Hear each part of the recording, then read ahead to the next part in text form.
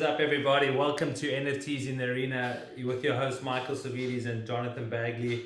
Thank you for joining us today. And before we get into it, I hope you guys managed to see our previous video, episode one, essentially. And going forward, just getting the usual things out the way. Please like, share, and actually subscribe to our YouTube channel. We're on the journey now to building a unique subscriber base, which we actually want to build a community in which we want to bring our community on the show, interview them, people that are actually doing very cool things in the NFT space. We do have some very cool people lined up in the next coming weeks, which we would like to bring on. So please do like, share, and subscribe. And let's get into it. Jono, how are you doing today? What's up, Mikey? How are you?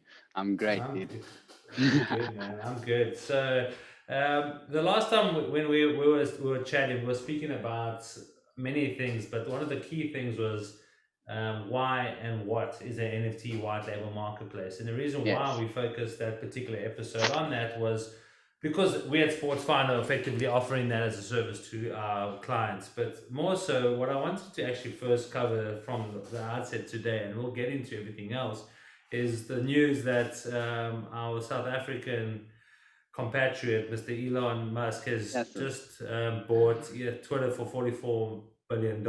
And one is it of the 44? biggest 44, oh, that's what it says. Yeah, I mean, Wow. it stands to be true. There's probably less or more. But what I find fascinating is, first of all, that he's actually managed to do something that a lot of people probably told him he couldn't do, which Yeah, yeah, yeah. I suppose SpaceX, Tesla, Solar City, everything he's done, everyone's told him he can't do it. Which is, I Yeah. think, a lot of inspiration for not only us South African entrepreneurs, but anyone that's actually just interested in what he's doing. Mm. And what I wanted to talk about and just get your take on it, and is essentially with Twitter now, what he intends on doing is allowing people to have free speech, where a lot of people feel like that's been taken away. Mm. So, what I like to think about now is how that's going to impact the NFTs and crypto. And I think in January this year, Twitter actually released the capability where you can actually now have a hexagonal profile picture, and that's effectively your NFT, allowing people to showcase their NFTs and actually verify that that's a real NFT, which is something that I think is just the tip of the iceberg for where Twitter can actually go and the value it can add for NFTs. What is your take on it? Like, what do you think, and how do you think that's going to actually maybe have an impact, if any? I'm just assuming. Well, look, if you look at Twitter and how it's aligned itself in crypto in general, it's probably one of the better performing platforms amongst Discord, amongst Telegram, amongst YouTube. If you were to compare it to like the likes of Meta, I think they a little behind on that space. So I think Jack Dorsey, he was a Bitcoin investor, early adopter. So I think he did it Mm. pretty well. I also dig him as a person and what he stands for. So I think Twitter and where Elon Musk had a lot of influence was on that space. And I think that amalgamating the two with this great visionary and this great platform that has a lot of people in the NFT and crypto space, I do believe that in conjunction, it will be able to bring a lot more value to the system as a whole. Yeah, I think that's interesting, and I love the fact that Mm. you brought actually Jack into the conversation. So one of the things that I think a lot of people will be looking to do with Twitter is obviously what I've read up is they actually want to make it like an open software where they allow people to actually add to it, which is Yes. starting to sound like more like a DAO, although it's not. What it gives me, and the reason why I believe that, is because it's actually giving and creating a sense of community. Mm. And I think for a long time, I remember in 2016, 2017, Twitter was almost in what would be deemed as like a downward spiral by virtue of the way the company has been run. And I just think the advent of other social media channels like TikTok and so on, where at that time, I remember I was living in the UK at the time, and I actually felt like that's when I was actually going to do job interviews with Social Chain and Steve Bartlett, ironically enough, Yes. is Yes. that I just felt like it was more of a news article platform. And now it's obviously so much more. Mm, And there's this thing that I've been reading up on quite a lot on. I think it's valuable for our listeners to actually read up on themselves. Is this NFTs 2.0? Everyone's talking about Web 3.0, and I think mm, NFTs already have shifted into 2.0 with mm, this interactive utility. And what that means yeah, is there's going to be more mobile utility and not static utility with mm, NFTs. And mm, I'd love to see how platforms like Twitter or any other platform would take mm. advantage of that. Like when it comes to the utility behind the NFTs, is there a particular NFT project or utility or NFT project that you see the utility is far more reaching that it actually meets the eye? Yeah, I do think a lot of projects are a lot of hype based, if that makes sense. Mm. And I do believe it's just how it found its way into the sports scene first, and perhaps a real reason for sportsmen to have mitigated tax. So I think that's where the real grip was, is in that space where people could get Mm. paid by Ethereum or NFTs, and they could avoid tax and actually sustain more of their income, for instance. And then I do believe with all that hype that it attached itself with, because these sportsmen are famous by the very nature, I believe that this put out a lot of value in inverted commas to a Mm. specific NFTs that fans were willing to push up the price, because Yeah. ultimately the price action is dependent on supply and demand. So yeah, I think that's where the true, now should I say, where the problem may lie, is that that could be overemphasized and people could buy into that, and it could just be hype based, and all of a sudden 5 years later it's gone. So this is where I believe sports finance is trying to find and put an authentic attachment to this space where there's longevity. It's not just hype based. You know, there's Yeah. true value in the NFT, if that makes sense. And this is where, to answer your question, I do think there are projects that could use marketing as a tool that could overemphasize the value of it, for instance. And then as a result, I think it could be just a dud in the long term. Yeah, and I think, I mean, the word data, I mean, I can see why you would bring that into the Yeah, conversation, yeah, but yeah, yeah, I mean, I fair. think a lot of people would use a lot more aggressive words, for lack of a better word for Yeah, myself. yeah, And yeah, I yeah. think, I mean, I often think about this, the amount of money that's going into NFTs, and I think a lot of people that are in the NFT space, like ourselves, if you're really realistic and rational with yourself, you actually need to see the value beyond this initial rush where people are throwing hundreds of thousands of dollars at these crypto punks and these apes in order to Yeah, form yeah, part yeah, of the yeah. community with the intention of having this elongated or this exponential growth, where a lot of them have actually gained significant value in multiple percentiles Yes. by purchasing and selling almost immediately. And Yeah. the way I look at NFTs is what Gary Vee would also like to describe as is the collector's cards, the sports cards. And I think everything about him speaks to what we actually want to kind of do with sports fun. And what I mean by that is not looking at the immediate rush, playing the long game. And this Yes. is kind of what we try to explain to the customers and the clients that we work with that are actually utilizing our white label NFT marketplace. And I had a very interesting conversation with a gentleman from a football team in Europe. And we were speaking about this whole NFTs and NFTs 2.0, and he was quite knowledgeable in the space. And we spoke about access NFTs, which is what you actually touched on now, which Mm.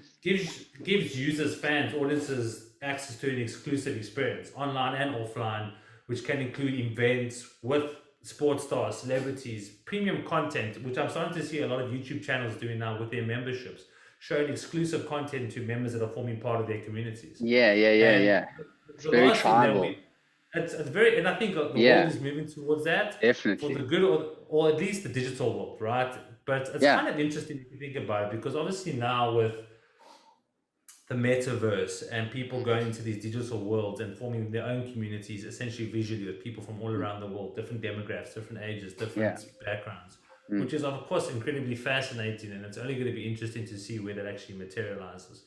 But one of the things I quite like, which is not only going to be in entertainment and sports with NFTs, is maybe even in the sense of, for lack of a better word, politics. And what I mean by that is voting on a decision. Mm. Voting, because when you go voting, you're effectively voting, you're going to the polls. Yes. Now with the concept of a DAO, which is a decentralized autonomous organization, which is allowing people to now buy into an organization, whether it's with fan tokens, whatever it may be, to essentially contribute to a decision that's going to affect the whole community. Yeah. Which is Yeah. why I'm actually encouraging organizations to, as opposed to only focusing on the NFTs, is to own the NFT marketplace themselves. And Mm. the ability or the benefit behind doing that is now you are driving this community initiative. And organizations, fans, especially sports teams, are looking for better ways to engage with their audiences. Mm. And I think Mm. it's incredibly fascinating and brings me to community, something that I think is incredibly important and is going to basically be a strong facet of the NFT world in the next 5 to 10 years. When you think of community and community ownership, what like with exclusive NFTs, like what do you think? Where do you see the opportunity beyond what most people are seeing? Because I know you would have an interesting take on this.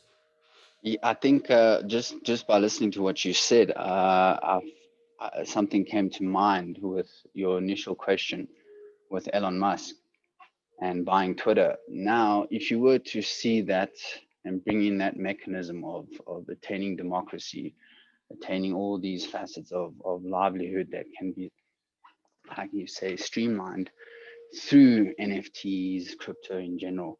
So, for instance, a guy like Elon might see this as an opportunity to how can you say this without causing threat? Um, break Well, down. I'm going to Yeah, stop you there because that's what he's yeah, trying to actually stop with Twitter is allow people to speak their mind, right? yeah. So So I do it's kind of believe ironic, right? he's going to try and create an empire within itself and be able to revolutionize the globe as a single leader via that mechanism. Instead of going the route of getting collusion with each government, because each dude has an ego, each dude has this and that. So there needs to be one homogenous, fluid way of life that is global, not people are getting cut there and people are poor there. Doesn't make sense. It needs to be a global standard. And I think that that approach by creating a community at that extent, because Twitter is very diverse, which is amazing. And I believe he's looking at that to be the world leader via that mechanism ultimately. So yeah, I think that's No, I mean it's interesting because yeah, I yeah, mean yeah. what it sounds like you're trying to say is that he can effectively become a leader by virtue of the values actually in society Yes, without with the those intentions of mechanisms you that. mentioned, with being able to vote with the because he can implement that now through Twitter, right? Yeah, You don't need to have a citizen card to be able to abide by a standard because all standards are just imaginary anyway. yeah, they were Rules are all constructed. imaginary. They were constructed by Yes, a group of people, right, yes, with and an people are led to ideocracy. believe it. Mm, Yeah, and it's innate in humans to kind of fall into line with these things, and I think defos. and why I'm excited to be talking about this is because this is what blockchain NFTs, decentralized networks, are actually trying to adhere to indirectly in the digital Cardona, space, right? big one. Yeah, Yeah. Cardano, right? And Mm. I mean, that's something that we can definitely talk about. And as well as, I mean, like now a lot of people are saying that Elon Musk is actually the creator of Dogecoin. And Who and knows? he's gonna leverage because I was actually checking the trends today, and out Yeah. of most cryptocurrencies, that one was actually trending quite high today because of this acquisition of Twitter, which is Yeah, yeah, yeah. interesting. Makes It's just sense. interesting to see where people's minds are working, right? People are willing to take Definitely. that risk and they bet on it. Definitely. Definitely. But what I do believe is going to be very cool, and especially focusing on sports and esports, even is the where users will compete for special NFTs, for example, Yes, that are yes. dropped as a perk for their activities or as part Mm, of a mm. gaming universe, like a metaverse or a sports team having a competition where they're allowing fans to actually now engage with the sports stars on the metaverse or through NFTs. And imagine Definitely. playing with your childhood hero, like Yeah, whatever football exactly. player, basketball Exactly. player. And I think Yeah. that's what's going to happen. And I think that there's a game, or there's a company called Sandbox, the Sandbox, which is the most prominent example of in-game NFTs. And Mm, it's an important facet of where these. I mean, a lot of people would use these avatar skins and the likes, which games people are predominantly playing now. But like, what is something with NFTs that you believe that maybe some people aren't seeing, or that you actually have seen that you don't think it's mainstream yet? Is there anything of that nature you believe? I think the nature of computing is where its the strongest point is. So ultimately, being able to organize data. So, for instance, if you were to look at a file, just it's not natural for human beings to be very data orientated, to collect data in an efficient way. Like you can go through most people's computers, you'll probably find that their data isn't 100% efficient. I don't think anyone is, but it's predominantly pretty shitty. Um, and I think with blockchain and NFTs, you are able to authenticate something onto a chain that cannot be changed.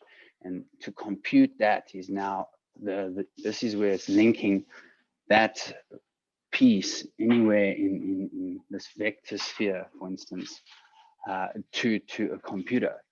Now you can actually move that. It's so much more malleable and more efficient to compute than it were to in the older HTML via those mechanisms where servers and all that jazz need to run the protocols.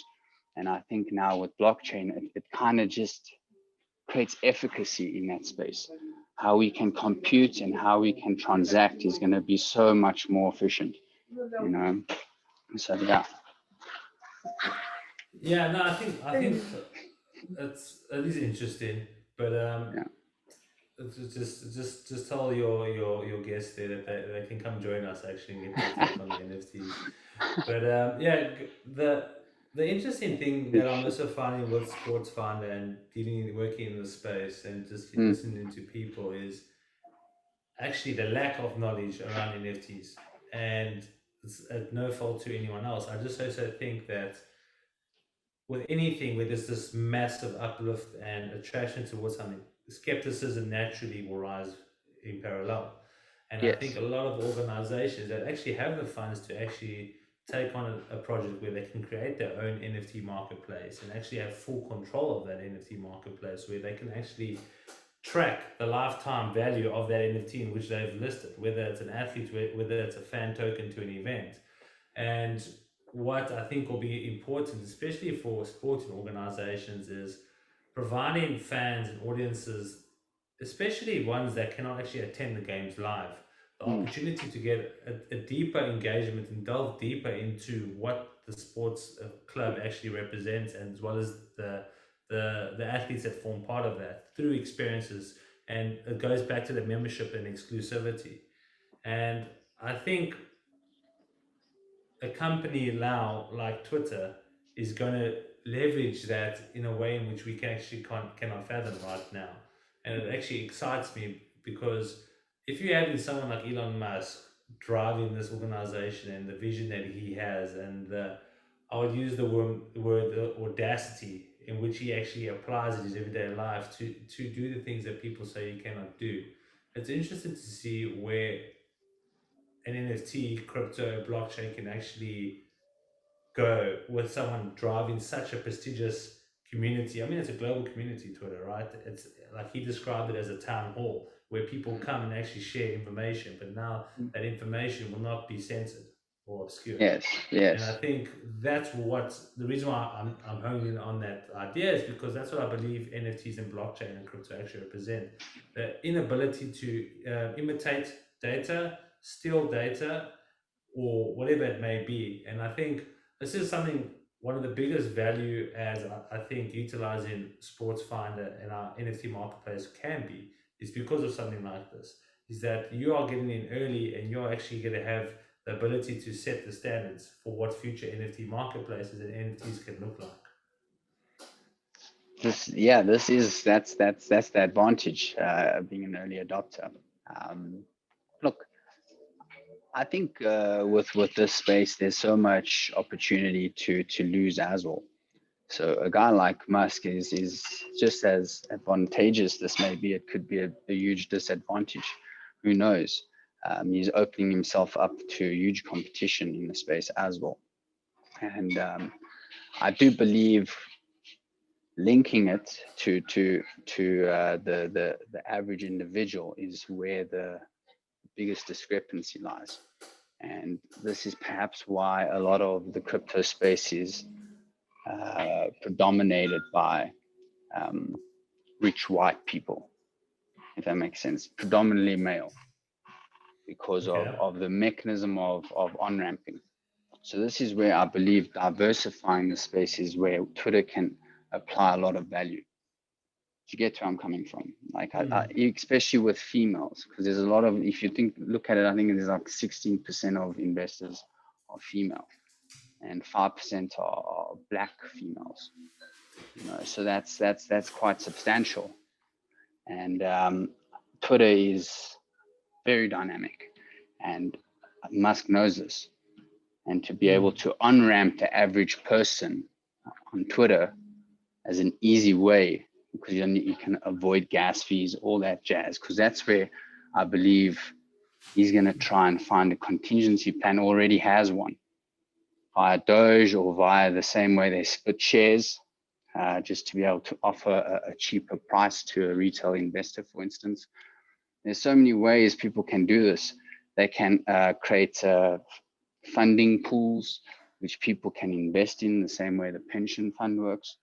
So yeah, like there's many mechanisms that they've probably already looked at and have a plan of action. They just need the driver's seat. That makes sense.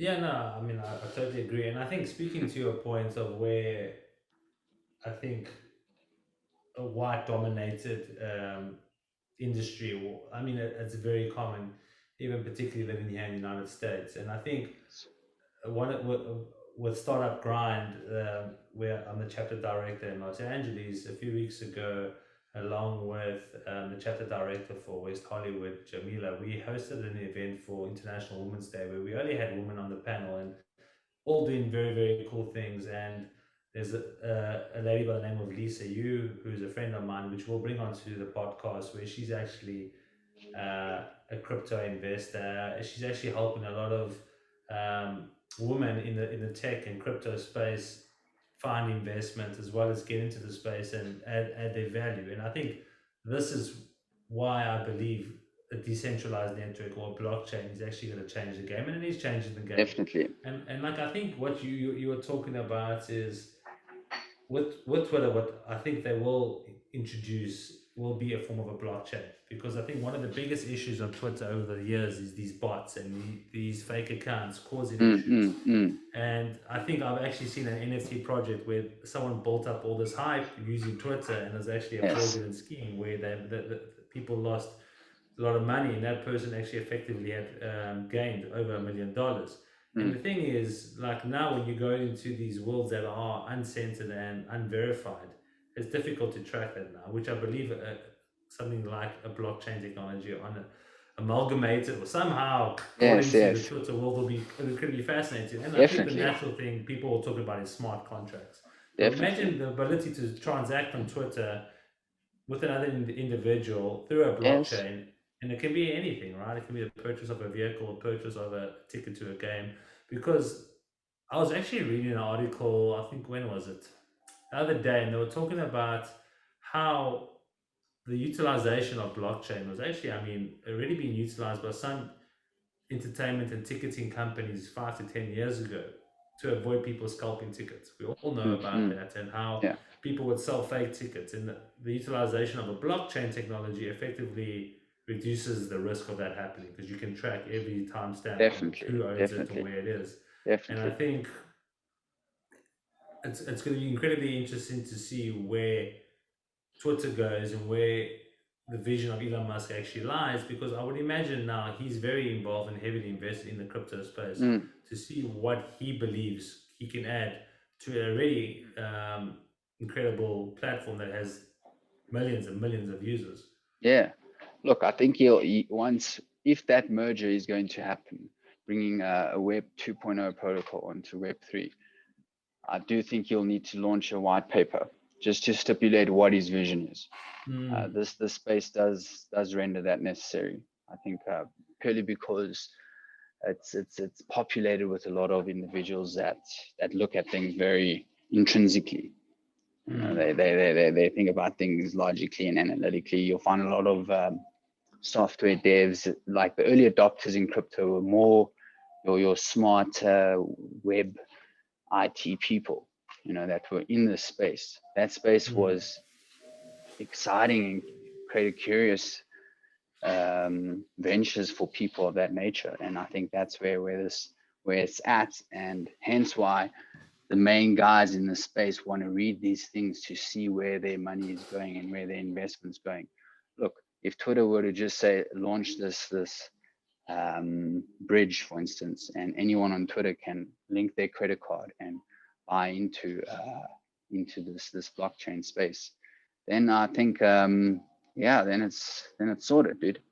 I don't think there's much more to it. I don't believe the average individual wants to read a white paper. I don't think anyone's curious on that nature on Facebook. No one's asking, hey, what's Mark up to? You know what I mean? They just accept that Mayday is this new thing, right? And that's where I think the difference lies in the space with crypto. People are a lot more mindful of what they're doing for the community. Hence, like you mentioning, it's going back to that tribal nature, which is very fundamental, you know, in human beings as a whole. So yeah. Yeah, I like the idea of using the word tribe or tribes. Yes. And I think you touched on something now that I'm somewhat facing, having conversations with people, trying to explain the value that NFTs and NFT marketplace can add for the organization. And a lot of it's coming down to the point you mentioned now. You can provide people with education. This is what we actually are trying to do, is provide people with enough education in a more unique way than what's typically out there.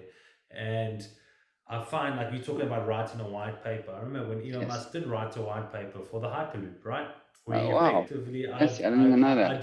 yeah. I mean, that's something I Sick. was incredibly passionate about. I remember Brilliant. reading this white paper, and he spoke about how it's going to be a train-like transportation tube where it's going to extract the air and remove the friction. And it's going to be on maglev rails, and it's something that I was incredibly fascinated about. But do you think anyone that a lot of people probably think the Hyperloop is cool, but do you think they would take the time out to go read the white paper? The same thing's Exactly. going to be applied to Yes. something of True. what you're speaking True. about. True. But the reason why I'm speaking to this particular point is that, well, people want to educate themselves. I feel like when anything seems incredibly overwhelming and complicated, as opposed to actually realizing that you don't have to understand it right now, but Yeah. it will be important to actually get into that. So it's almost like priming yourself. And Yes. I see it in having conversations with people. Maybe 8 out of 10 people I'll have a conversation with, their knowledge on crypto and NFTs is just not what I would say is meeting what a standard that they can actually leverage. And I think a lot, and like you were speaking about all those tech guys back then when they were investing in crypto and stuff like that, it wasn't even that they were smart tech guys, because at the end of the day, they took a risk. And I think a Yeah. lot Yeah. of Yeah. people are scared to take risks. And I think no one more so than Elon Musk, right? I mean, it's incredibly crazy to see how he took his life from strength to strength with a lot of animosity along the way. Yeah. So I think it'll be interesting to see. And when it comes to educating people on crypto and NFTs and stuff like that, where would you say, like, you get a lot of your knowledge and information from? I mean, I think it'll be important for our audience to actually have that knowledge, and we can actually put the links in the description after this video. Yeah. Look, I think for me, we need to first differentiate where one is on the spectrum of what individual are you? Are you a consumer, or are you a person that's going to pave the way for others to consume? So I think that very nature, if it were to scale 0 to 10, will depend on how involved you are in your research. So if you're a 10, you're going to be sitting there every day checking from Medium to Twitter to Telegram to Discord to YouTube to freaking Instagram to TikTok to everything. Like for me, I don't see me being a 10 because I think that I would literally devote my life to that space. And it's like being one of those stockbrokers that just sit on computers and just analyze those freaking charts all day long. Hey, there are those cats, bro. But for me, I reckon I'm a neutral guy, like a 7.5. So I'm gonna put a lot of effort when the time is there. And for me, where I find a lot of value is through Telegram and YouTube. Those are pretty much my main sources of information when it comes to this whole metaverse, crypto, blockchain space. Telegram more for a group tribal thing where there's a group of individuals that will all bring value to you, part of it. You know, we find some stuff, we want to figure out some stuff, how to get onto this Polygon chain, how to get onto the Hex Pulse chain, all that kind of jazz. People help each other through the Telegram network. And YouTube, it's merely finding a person that you relate with.